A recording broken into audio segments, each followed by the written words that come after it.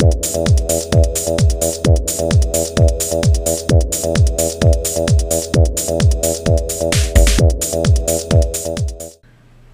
there folks, today I'd like to take a casual peek into the ThunderCats Panthro action figure by Bandai.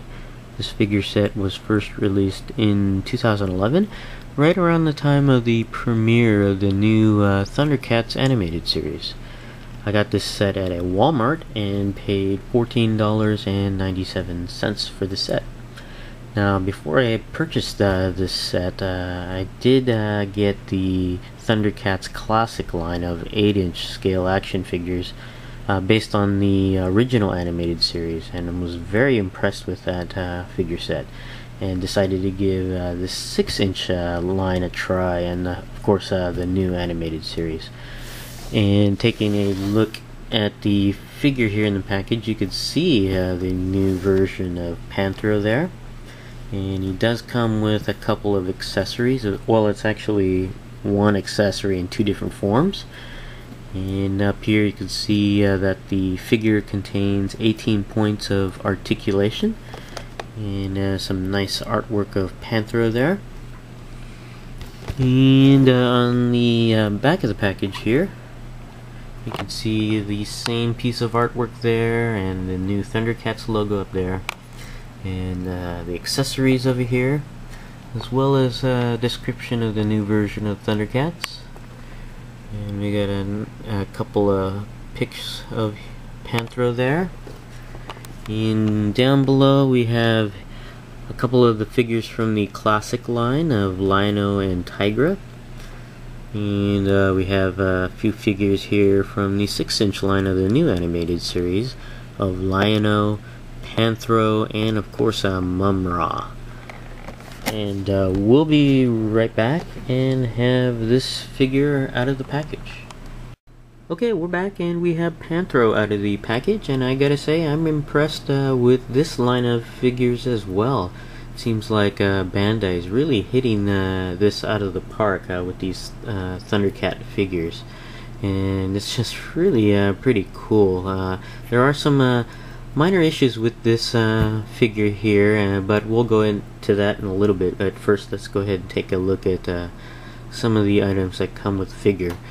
And we have here, which is pretty standard for Bandai, a visual guide on how to use the accessories on there. It's really just very simple on there.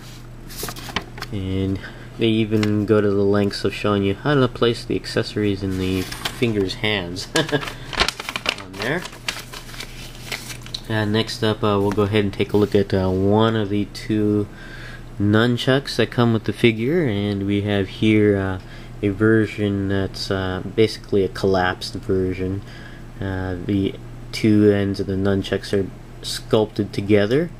No paint on any of the nunchucks, it's just gray plastic and a softer plastic as well, but it's got some nice detail on there. You can see the ends of the nunchuck that represent the I guess paws on there, and you can see the chain here on the sculpt, and also a peg on this nunchuck here, and that can be attached to the back of the figure.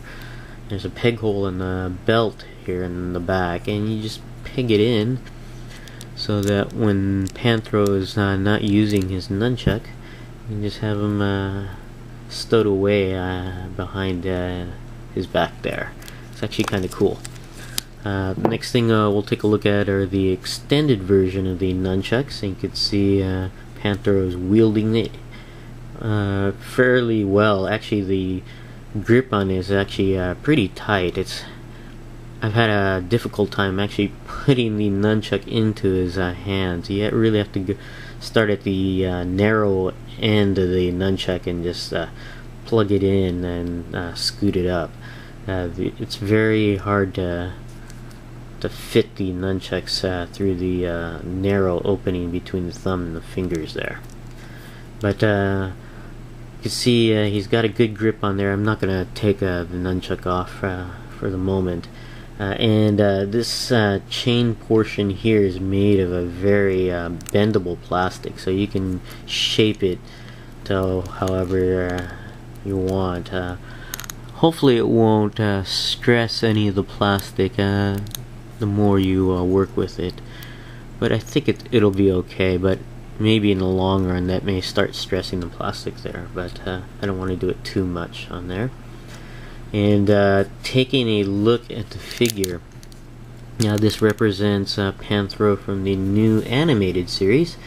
Something I have to get used to. I'm just so used to the classic version of Panthro with the lighter, I guess, grayish skin tone as opposed to purple here, and also a Panthro with some mutton chops on there. Still, it's fairly accurate to the new version of Panthro there, and you can see that this new version of Panthro has more battle scars than the classic version. You can see some scars on the shoulders and the chest, and of course over his eye there. And it's kind of a neat touch that Bandai actually made the color of his right eye a different color than his left, to represent, I guess, the scarring that he's gone through in his numerous battles on there. And this Panthro does carry over some this style of the classic version, namely the spikes here are along the chest there, and the spike on this wrist. Although I think on the classic version he has no wristband on this arm.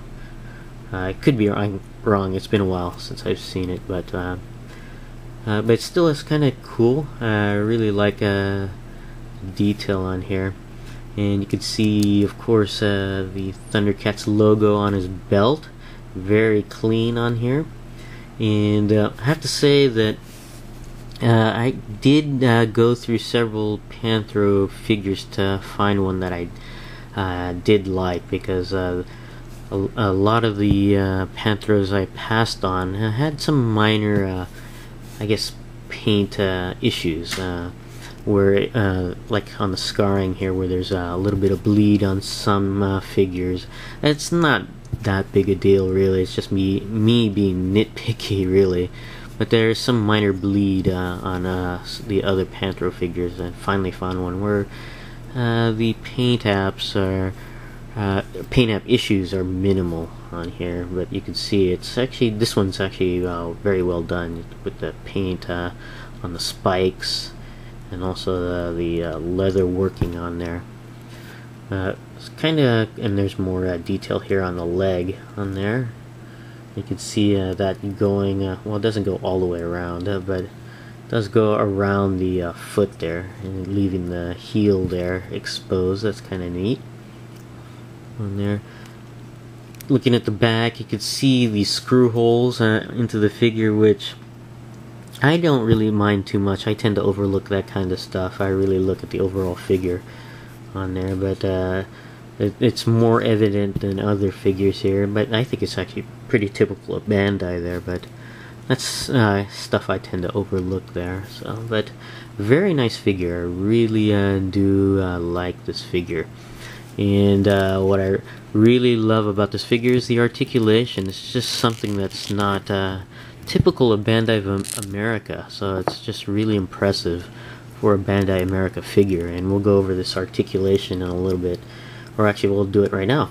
The head does go all the way around, barely goes up or down. I think it's just because of the thick neck on the hair of this bulky figure.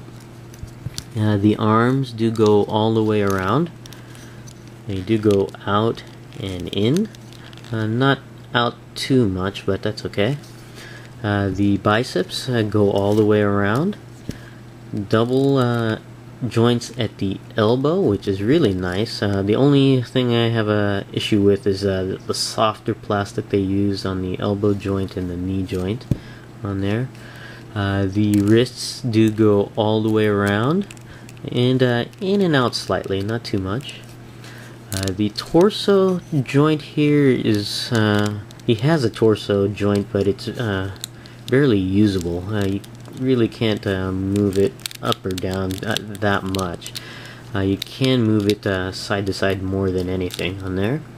The waist goes all the way around. It does have a little bit of hindrance due to this rubberized belt, but you can still get it all the way around. And it also does go down and back, as well as side to side, so you can really get a lot of poses on this. So I'm not even sure why they even include the torso joint when the waist joint does most of that work. The legs are joined at the hip on a hinged swivel joint.